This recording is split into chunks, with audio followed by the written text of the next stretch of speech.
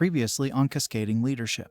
The organization I worked with was going through a transition between tech platforms. I was really frustrated with the fundraising tool they were using. I just felt like it was a clunky experience. It charged a lot. I didn't love that experience for the donors I was fundraising from. And so I was really frustrated. And then after I heard about, when we go to find something new, we don't really know what to use. And it still has this expense and there's nowhere to find more information, and just hearing more about how convoluted this process was, I was like, this sucks. Like, why does it have to be this way? There's so many nonprofits out there. Like, why don't they have better ubiquitous resources to tap into for these tools and services that ultimately drive a tremendous amount of impact? When you think about the millions of dollars they raise with those tools, how much better could it be if the tools were better? And so I started obsessing with this and talking to other nonprofits, and I kept hearing this consistent storyline of, yeah, our tech sucks. 10 years behind. I've always felt that way. And the options are bad and it's hard to even find out about them. How are you meeting the cause without a growing, sustainable organization that runs in a fashion that competes from a hiring perspective with for-profit companies? Because if you care more about the message that all the money went to the cause, then you don't care about solving the cause. You don't care about solving the problem. And so I think that message of being obsessed with the problem was true for me as a startup founder, but it's also true for anyone who wants to support a nonprofit. Be obsessed with the problem. Don't get hung up on, I don't know, the ED they're driving a pretty nice car. How much are they getting paid again at that nonprofit? You would never say that about the person running a small business chain of car washes. You'd be like, oh, good for them. Wow. They've really grown. The business is doing so well. And look at their new car. Just think about the differences there. It's wild. Yeah, you hear this romanticized, oh, they lived in a one bedroom and ate ramen, and oh, how funny that is in hindsight. It's a lot deeper than that. And there's been multiple moments that I can remember being like sitting on the kitchen floor in my parents' house and holding my dog and sobbing, crying, and my mom just being like, do you want to keep doing this to yourself? Like, why are you doing this to yourself? And now, the conclusion of our interview of Mitch Stein, CEO of Pond. And even someone that close to me, that was out of love and comfort. But you have to understand that you'll be completely alone. No one's going to understand. Even the people that care about you most, they're not going to understand why you're doing. When you truly see the world in a different way in the future, no one's going to understand. And it's an unbelievably lonely experience. So I think just acknowledging that is the very first step, because otherwise, if you don't actually acknowledge the challenge, then you're never going to be able to overcome them. So naming them, I think, are really important, and making sure you batten down the hatches, that you've got community, you have support, you've taken care of your basic needs to take on that kind of challenge. And I think I just know I can prove people wrong. If they're going to underestimate the nonprofit sector, I was on hosted a panel of a bunch of diverse founders in nonprofit tech. And one of them made this comment. They were quoting someone else. I don't remember who it was, but they said, it's not my job to make you rich. Underestimate me at your own peril. There's a lot of money out there. I don't need to make that in any one individual. It's not my obligation to make them rich. That's what you're doing as a founder and to an investor. We never think about the power dynamic in that way. You always just, oh, thank you so much. Oh, thank you so much. It's so nice of you to give me this money. Right? When, hey, it's not their money. It's their job to find people like me. And I'm delivering value to them too. And it's the same attitude of a nonprofit, by the way, when they talk to donors. Oh, thank you so much. Oh, yes, this means so much. Like, it's, yeah, thank you. And also, I'm fulfilling a need for you. You want to be connected to cause. You want to help solve problems that are meaningful to you. And I'm an avenue for that. And that's what good fundraisers understand on the nonprofit side. And I've learned from them in how run my business. And I think it's something that I'm so passionate about, sharing these stories and the value that comes out of the nonprofit sector, because I see it in myself. I take on lessons from the nonprofits I talk to in my own business literally every day. And I see a world where anyone in business, starts to value the nonprofit experience more and recognizes the things, because everyone wants to tell nonprofits like, oh, you should just act more like businesses, blah, blah, blah. And that's like a problematic statement, because first of all, you're creating a false dichotomy. Like a lot of them already are all businesses. So you're just like creating this otherness that doesn't need to exist. And I would say it's both directions, and no one acknowledges the reverse direction. No one acknowledges that businesses should act more like nonprofits. It's both, and they should center community more. They should do more design thinking. They should center stakeholders. They should have more authentic engagement with their brand. They should be more mission aligned. They should be more causal. They should center the problem they're solving for society and not pushing people to buy something.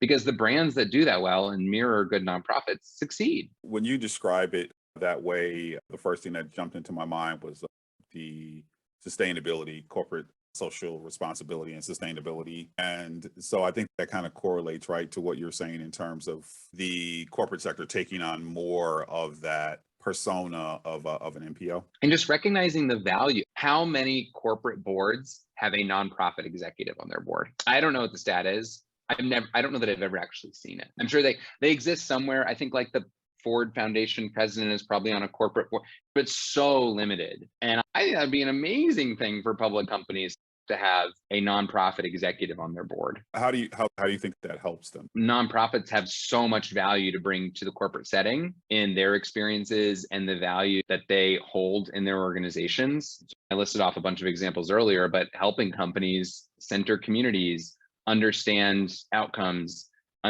design thinking and planning around marginalized communities served by the company. As a business, I have several advisors that run nonprofits, and they give me the best business advice. Yeah, the reason I ask that question is that sometimes what I find is having these conversations with folks is that unless you draw that direct connection to it, it's almost nebulous, right? They aren't necessarily picking up what you're laying down. But I think the way that you just framed it, like the direct connection to what the benefit is, how that can help. We talk about the triple bottom line. And so Jim and I talk about this every once in a while about profits. Ooh, nasty. But businesses need that profit in order to do the things that they need to do. And what you're surmising is that it's not dissimilar for NPOs, because in order to really make that impact, you need the money to make that impact.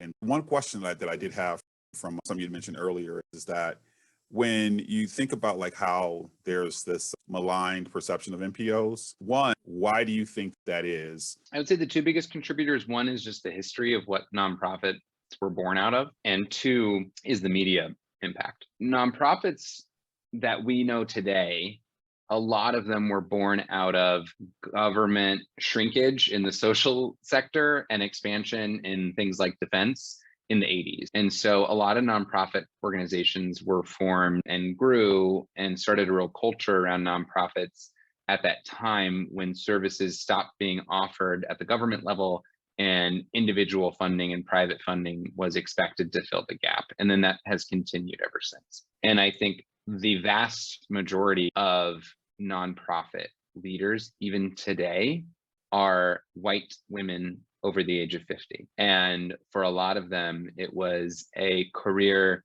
they were able to take because their husband worked, and this could be their good deed, or it was a wealthy women's volunteer opportunity even before the 80s. Nonprofits were confined to that space, and it was like the impact you have on the side is like a nice thing you do on the side. So that's just how the mentality was set around the sector for decades, and has really been ingrained in us that, oh, you go work for nonprofits when you're a really good person and you're okay making less money.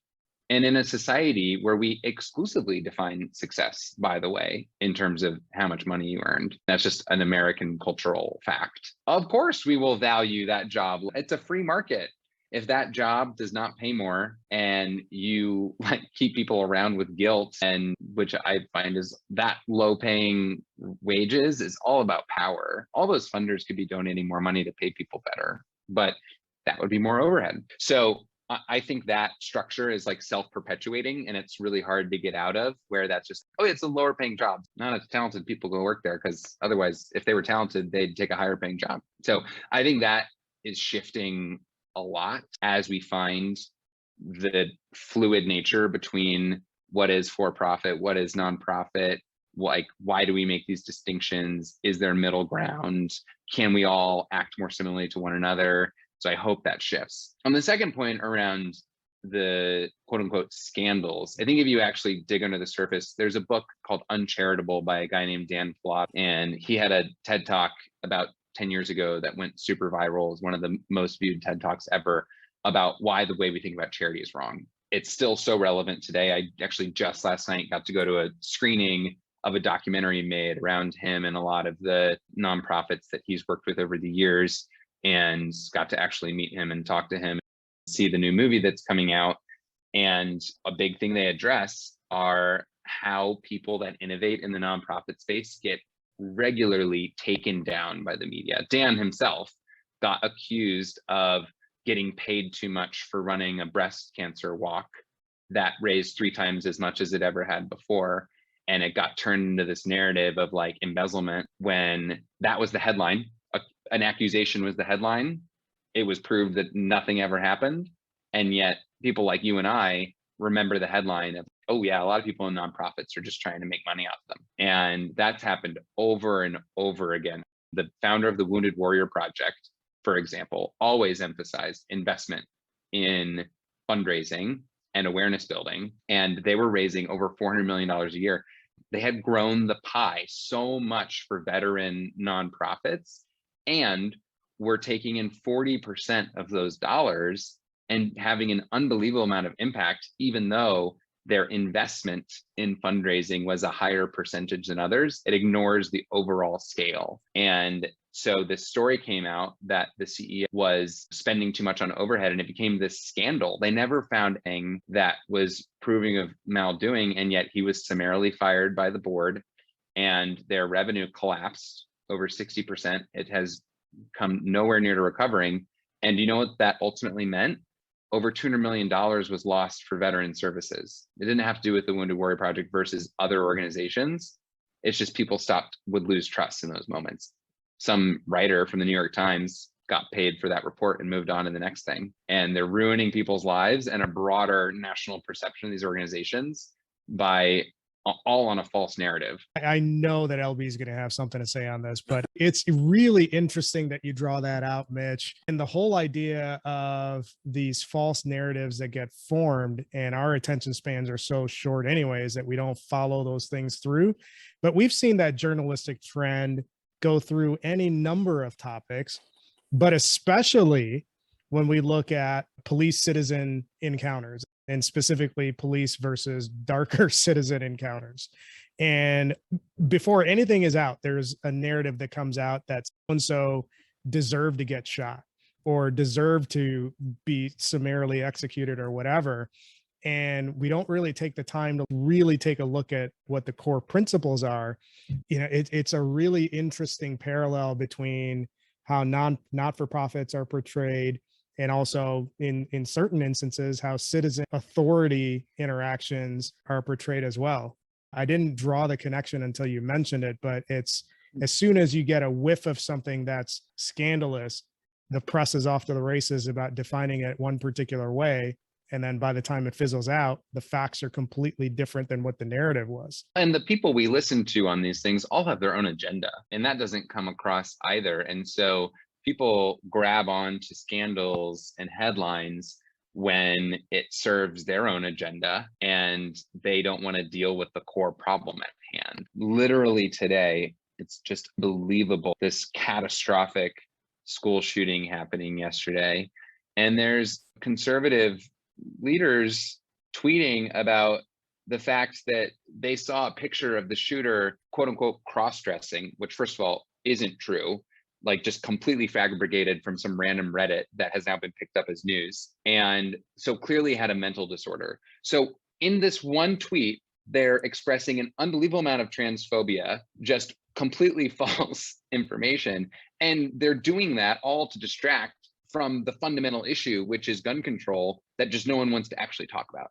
And so that shows up all the time when it comes up to media perception, is people want to hang on to scandalous headlines when it gives a convenient reason to not address the underlying problem, which is, in this instance for nonprofits, this conception that overhead is the way you evaluate them. It doesn't make any sense, but it sure does help funders maintain power in that relationship when they get to say how you spend. There's a lot of similarity. Mitch, you said quite a bit and hit some really important areas for NPOs. The question that I have is, with all of the elements that we've talked about, how does Pond fit into the equation? How does Pond help to solve for some of these issues that we've talked about? It's a tall order. Think about all of these big daunting issues we're facing. I think there's potential. I talked about the need for the marketplace, a unifying force, that infrastructure layer. Those are like kind of intellectual concepts. And sure, that sounds great as a long-term vision, but how do you get started and how do you actually get there?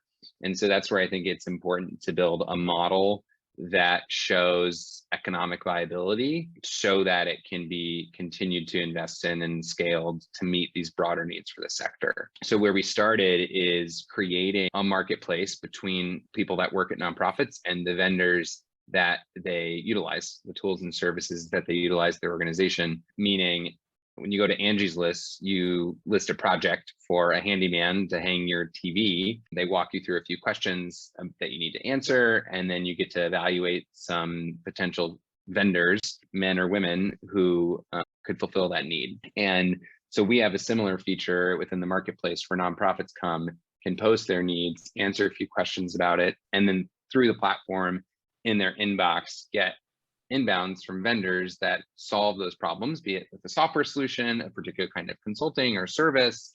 And it's up to the nonprofit who they want to engage with. But whatever meetings they take through the platform, we actually credit them for doing so and giving us feedback on it, because they're contributing to our growing peer review process of the vendors on the platform. And so we're doing a couple things in that instance. We're reducing the barrier to learn about relevant solutions, because it's really overwhelming. And if we can hone people in on stuff related to their problem, it's easier to get started. That also increases the knowledge and familiarity with things like tech is a scary topic for people. Consultants are scary if you've never had to hire one before. So really taking some of the intimidation and trust out of it by being that helping hand through the process and giving them real ownership on who and how they want to engage and when, with a lot of information at their fingertips to help make those decisions. And the last piece is the reality that money comes in the way of these things a lot. And we've talked a lot about that funding process, that issue with how you get funding for things. It's not only that Charity Navigator makes this financial wellness decision based on overhead spend, but also funding comes from vendors with strings. They say this actually has to go. I don't even care about your overall percentages. My money specifically has to go toward programs. You can't spend it on anything else. So that contributes to a lack of ability to think bigger about where your money can go or even have like ownership over it. And so it was always really important for us to say, could we actually reroute this system where vendors, we know they're spending tons of money on their go-to-market to try to reach these customers, to Google, to Facebook, to click-through ads and whatever else, sponsorships. Can we start funneling some of that money that they want to spend to get to customers and actually put it in that customer's pocket as a reward for sharing what their need is? And can we reroute the system in that way so it starts to be focused on needs, so it's led by the customer need as opposed to pushed via advertising from the vendor side to meet their needs? And that's a fundamentally different structure and setup than how we're used to online commerce. We are used to being advertised to based on people accumulating data and information on us in a super creepy way. And we're thinking, what if I just said what I needed? And that's the point in time I want to hear from relevant vendors that meet that need. And so that's really the structural thing. There's a lot we want to grow into that, but at its core, that's like how it works and becomes more and more powerful the more users that you have on both sides of the marketplace. And so we spend our time doing is helping to reach more nonprofits. We have a fast growing community of nonprofit leaders also engaging with the thought leadership we put out, group webinars, talking to each other about potential vendors and references, and bringing all that in platform to build that data and understanding to just create more trust and transparency around making these investments. Because ultimately, today, we had to build something that required no funder involvement because I knew this wasn't how they operate. But in the future, is it realistic that a nonprofit comes through Pond, finds the vendor they need to redo their website, knows it's going to cost them $10,000, but they've evaluated a few different ones. They're already going to save $500 because of their Pond credits. And they get to the end and it says, check for relevant grants for this kind of work, and automatically submit something with no extra information because we already have everything we need to send to funders within our network who are interested in funding these kinds of specific projects. And I think that is super realistic as an add-on. It'll be another addition of building the marketplace audience and stuff, but we have to get to the framework and proof points that this works and that it's trustworthy and we've established a standard. And then I think that funder involvement will follow, which to the whole point of stop counting out the nonprofit sector. What kind of marketplace could you have in the for-profit sector where your customer's stuff gets paid for by someone else? Sounds pretty awesome, doesn't it? Absolutely. I have a conceptual question here because I want to understand the model. So this is how I interpreted what you just said. I'm thinking of a triangle, and you're talking about 3-pillar marketplace. You have the customer, which is the nonprofit that has a need. You have vendors that provide the service, and then you have third-party funders that will finance the need if they are tapped in. Is that the right model that I'm picking up? Eventually, yeah. Like I said, we don't have the funder element today. I'm just saying where it can go. I think by establishing more standards, transparency, volume, data, and information about how these purchases are made, those are the needs of the funder. And so that's how I see that element coming into play here, where we can actually forward-thinking funders could leverage this to be really effective with micro grants around specific needs people have, that they've done the work to identify the right solution through a trustworthy pathway. When I think about it in concept, it's similar to what auto dealers and auto finances have done without all the sliminess that happens there. I was working on an auto marketplace IPO when I was an investment banker, and that influences how I think about this marketplace all the time, because the nonprofit sector's purchase behavior, in my mind, is still at the used car lot in the 90s without the internet. And you think about where we've come from that to buying a car online today and the world of difference that has made in terms of user experience, access, product quality, trust, accountability. Why would we not want all of those things in support of the organization solving the biggest problems that we all have around us? And when that model matures, that's going to drive overall pricing down for those not-for-profits too. So it's going to answer some of the cost concerns that they have, because if you have this vibrant marketplace where suppliers are meeting the demand of the customer in general, there's going to be competition, which drives the overall price of services down too. That's a great vision. The more important thing than the price, by the way, is the outcomes. Like we talked about before, price, whatever the price needs to be. But what if we had more innovation specifically focused on the needs of these organizations? Because I know what the problem is, where it is, and how to get to it.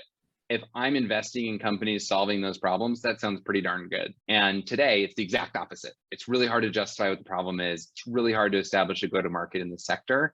And so companies don't make intentional investments in solutions and innovation specifically for the sector because investors don't want to invest in it. When I was listening to that part of what you were saying, something that jumped out to me, because I've worked with a number of non-for-profits in a couple of different capacities. And when you said grant, of course, like all the bells went off, because they spend an inordinate amount of time chasing down grants with very low return. And that one element alone, I went, dude, it was just like ding. I think one of many important elements. You've talked about the arduous journey. You've talked about what you would like to see in terms of how Pond evolves. Of all the things that you've covered, what would be a couple of the takeaways or meaningful elements that you would like to leave the audience with, one? And two, how can folks connect with you with regard to Pond? I think I'd summarize all the stuff we've talked about, everything from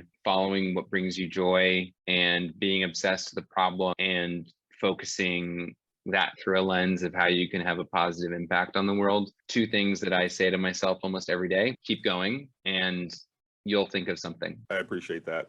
And how can folks find you? Yes, I'm very loud as someone who can be on a written platform on LinkedIn. Connect with me there. Just Mitch Stein, Pond, it'll pop up. And then also anyone here listening that wants to learn more, if you're connected with a nonprofit, absolutely go to joinpond.com or sharing that with folks in the nonprofit sector. It's a completely free resource that saves people a ton of time and literally puts money in their pocket to pay for stuff that they struggle to fund. And if you are interested in chatting with me directly about anything, my email is mitch@joinpond.com. Don't forget about your podcast, Mitch. Oh, and you definitely, as we mentioned several times, check out the Kids Table podcast. We interview nonprofit and impact founders and leaders around the country. We actually focus each season by specific cities. So we really dig into the local impact ecosystem and grassroots nature of the work. We've covered Fort Wayne, Indiana, my hometown, New York City, my adopted town, Philadelphia, where I went to college, and San Diego, where our head of engineering is based. So we'll be taking on new cities every month for the rest of the year, and we put out a ton of episodes. And then just my hope with the podcast more specifically is it's not just for nonprofits. It's everyone understanding the importance of impact and everyone paying attention to those stories, because the vast majority of the people I interview, it's their first podcast interview ever, and one of their first interviews ever. And I find that shocking that they are not getting more attention and more people are not giving them the mic, because they have unbelievable stories to tell. Mitch, you covered a lot. One of the things that stuck out to me was you can't be what you can't see. I think that's very powerful. I'm always talking about representation, and I feel confident that the NPO world is in good hands with you and Pond. We thank you for joining the show, for being a guest. I hope all of our listeners will find something that is edifying to them, that will help them to consider this space. For those of you that are listening, you can find out about our latest drops of episodes on Facebook, TikTok, LinkedIn, or YouTube. We still are waiting for that dance from Dr. Jim, but hopefully one day soon we'll see it on TikTok. Thank you, everyone, for joining Cascading Leadership, the show.